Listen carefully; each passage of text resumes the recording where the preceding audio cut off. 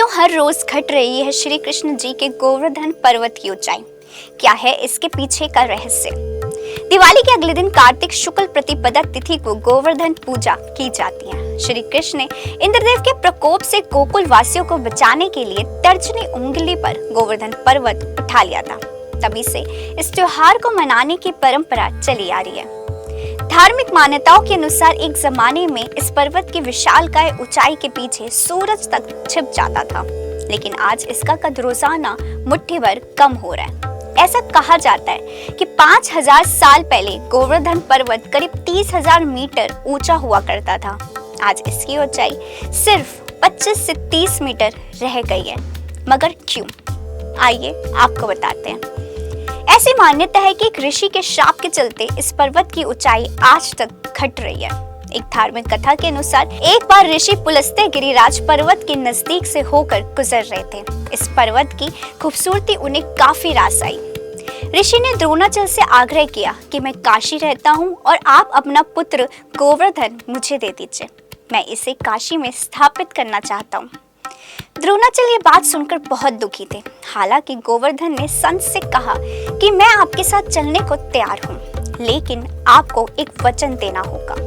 आप मुझे जहाँ रखेंगे मैं वहीं स्थापित हो जाऊंगा।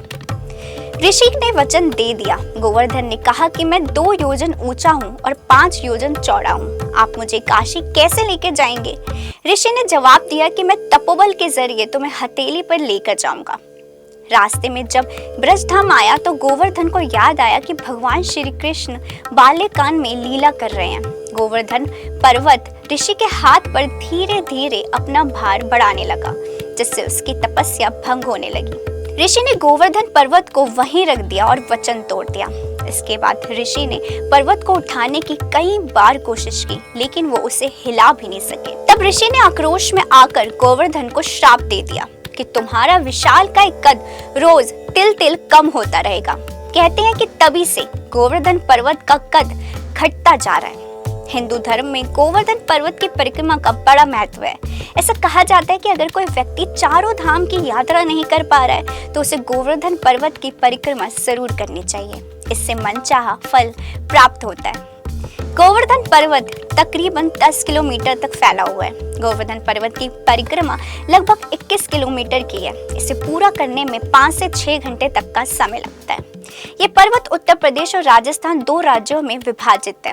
कुछ दूर चलने के बाद राजस्थान वाले हिस्से में दाखिल होना पड़ता है।